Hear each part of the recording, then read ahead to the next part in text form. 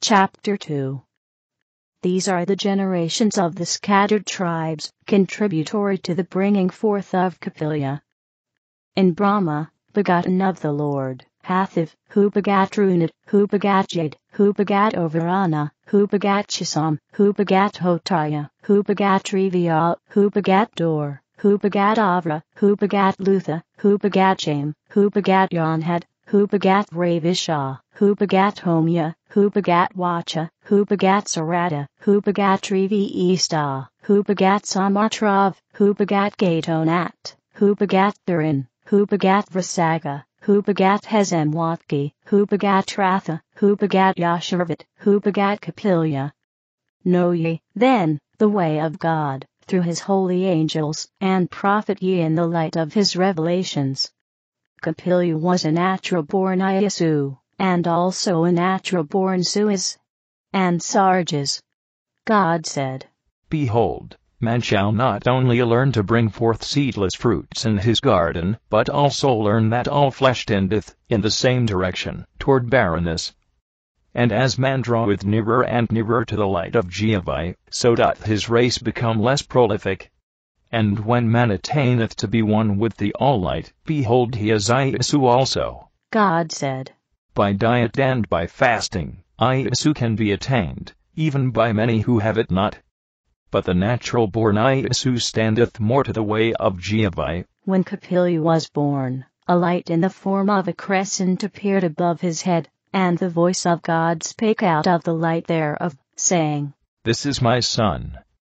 By him will I overthrow the governments of the tyrants who have persecuted my people. When Capilya's mother was pregnant, the angels of Jehovah, under the archangel Heradox, stood guard over her, thinking holy thoughts night and day, whereby the mother's soul ran constantly to heavenly things. And when Capilya was born, behold, Heradox appointed a host of 144 angels to be with the child day and night. Into 4 watches of 6 hours each, divided he the guardian angels. So the angels of God taught Capilya, from the time of his birth, and he became wise above all other children. But, of the way in which God ruleth over nations for the glory of the Creator, consider ye the history of this deliverance. Jehovah had suffered the power of the kings of Inu, to become centered chiefly in Oahspe, king of Afghanistan, of the capital, Oahspe, a great city dedicated to Oahspe. Oahspe held 40 provinces, and 400 cities tributary to himself, and every city furnished 1 governor, and these were the royal council of King Oahspe. By the laws of Afghanistan, the oldest male heir succeeded to the throne, but in case the king had no male heir, then the king's oldest brother's male heir succeeded to the throne. Therefore, every king desired a son, but Oahspe was frustrated by the plans of the Luas, the angels of Jehovah. For Heradox, chief Luas, had said, I will not only raise up an heir to thee, Jehovah, but I will have dominion over thy enemies, to thine own glory. For by inspiration will I lead the King of Kings to marry with a barren woman, and because he shall have no heirs, he shall become a tool in my hands for the deliverance of the fathists, who are persecuted and outlawed. And in those days, whoso was of the seed of the worshippers of the Great Spirit, Ormuzd, was outlawed in receiving instruction. So that the chosen, the fathists, were held in ignorance, lest a man of learning might rise up amongst them and deliver them.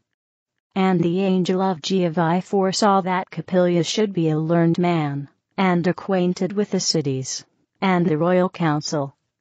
For which matter the angel, Heradox, provided the chief king, Oahspe, to be childless, and to desire an heir as successor to the throne. When the king consulted the oracle, behold, the angels of Jehovah had possession, and they answered the king, saying, Put thy wife away in a dark chamber for 9 months, and she will deliver into thy hand a male child, who shall save the crown from thy brother's child. The king told the queen, who was near the time of limit for women, and she would not believe. Nevertheless, she also went to consult the oracle, and to her the angel of Jehovah said, "Have not kings killed their wives in order to obtain one who shall have an heir to the throne?"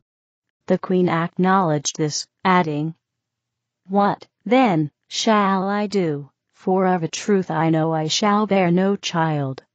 The angel said, "Do thou as the king hath said, and the angels will bring a male child unto thee in thy dark chamber, and thy maids and thy servants shall see to it that no other woman entereth into thy place, and they will testify that the child is thine own. Neither shalt thou, under penalty of death, inform the king otherwise."